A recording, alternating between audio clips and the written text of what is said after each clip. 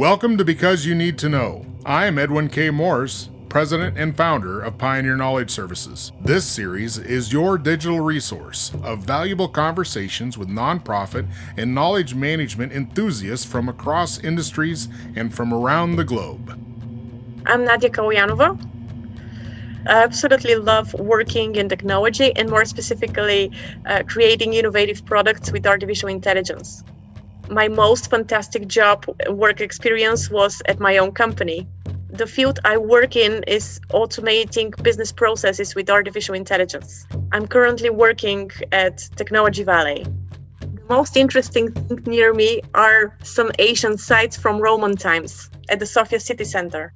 What is artificial intelligence? It's really interesting about artificial intelligence because some people confuse it sometimes with machine learning. So that's a really good question.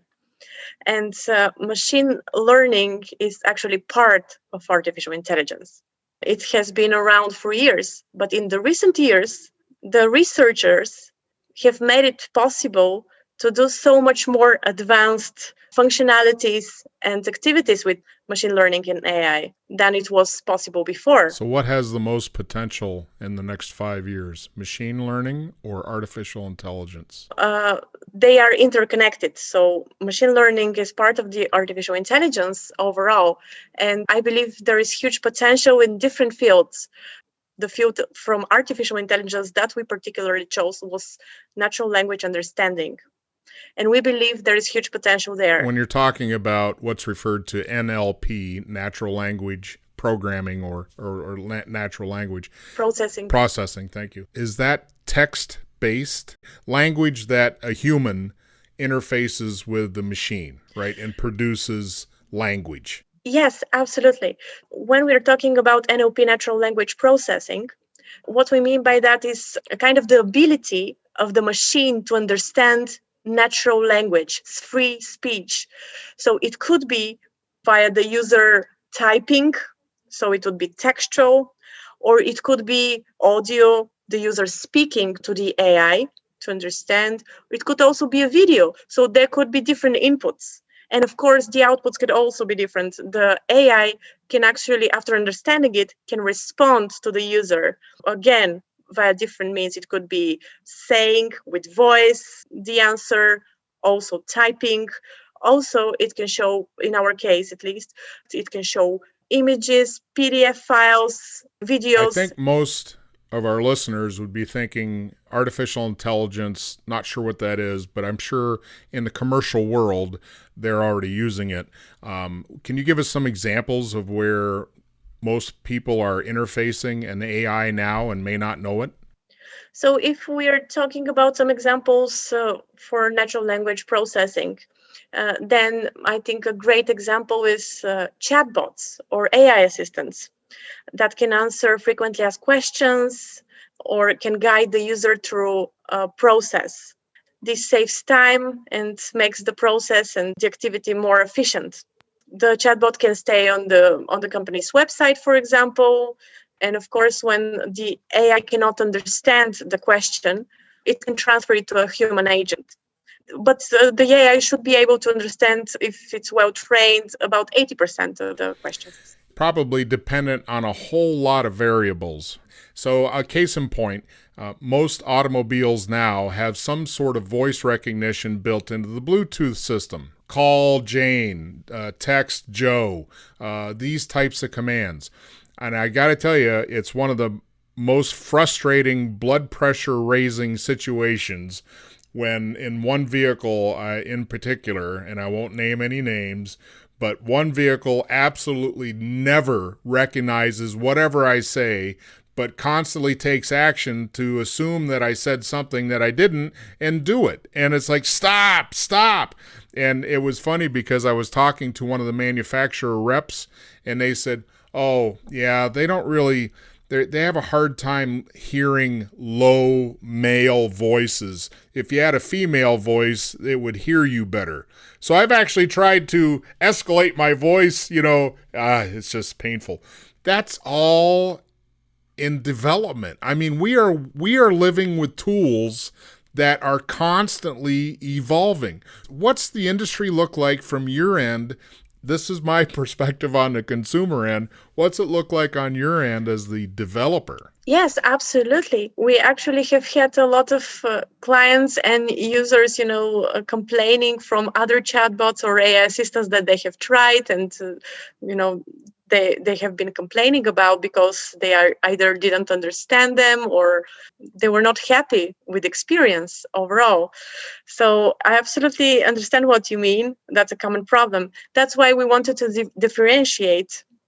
And we have been working for years to develop our own proprietary natural language understanding technology in order to solve that problem and make a more advanced AI assistant that would understand free speech or natural language.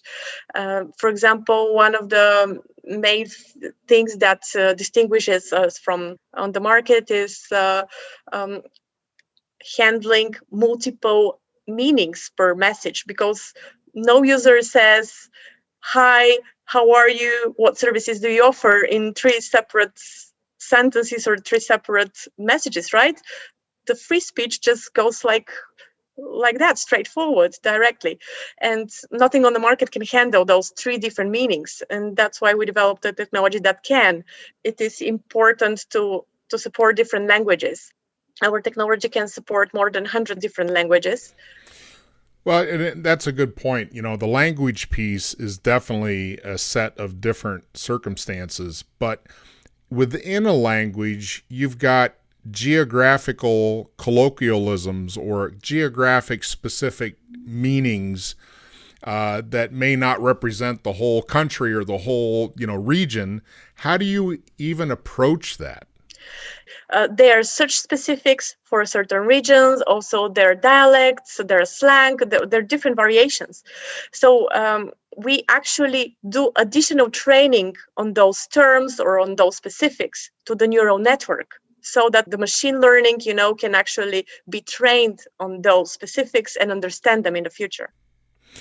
This is a heavy lift that is customer specific. That's absolutely right. Yes. One of the advantages is that we don't believe that the same standard solution product provided to everyone else without customization works well, because every company has certain specifications and has certain requirements and certain needs, and we customize for the client and using the client's data. It is only their model and their network and nobody else's. So two questions is, do you see the biggest market for growth internal to organizations or external to organizations, and to be inside facing or outside facing? And are you actually telling me that you're creating or you have created a system that is what would be termed as a software as a service? Are you providing a subscription service to clients, or are these standalone instances? Our business model is one-time implementation and customization fee and a monthly subscription afterwards. In terms of applications, like you said, the applications of technology are so many, both internal within the organization, to monitor business online with KPIs, analyzing all incoming inquiries, assigning them to the right team, having a dashboard to monitor many, many, many other applications also about knowledge management, but also external to customer support. And I think that both options actually have different useful applications.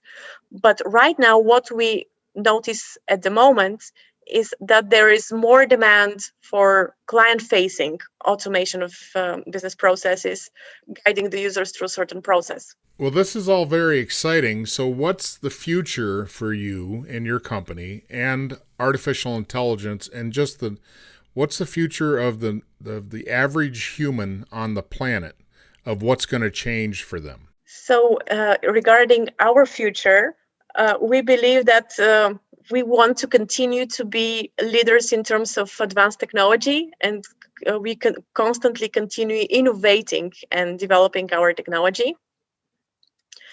And in terms of for every person, I really hope that we would be able to automate a lot of processes so that people would not have to do a lot of manual work and would have time for for the things they love and are interested in. Do you have a definition of knowledge management? I think that knowledge management, of course, includes different aspects. One of the aspects is to gather useful information that is essential and important for the business. Also, continuously gather information and feedback about every and each completed project in the company to extract lessons learned from that, so that it is being used as future advice and guidelines, so that mistakes are not repeated. Well, I think that's a splendid definition.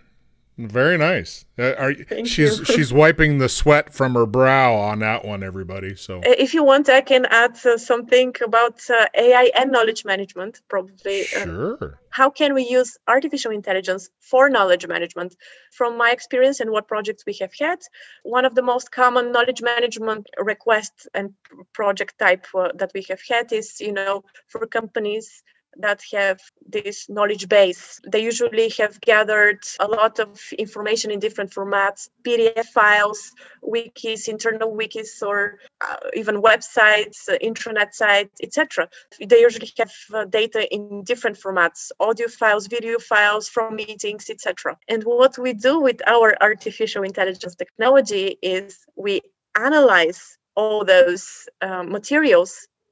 Then the AI is trained on that information and it can answer questions regarding it, so that when an employee or a customer, depending whether it's internal or external, asks a question, concrete question, ask the concrete question and the AI answers concretely about that question. The AI is not going out and finding keyword like what we would all be accustomed to, right? The keyword search, and then you get a list of most relevant to least relevant.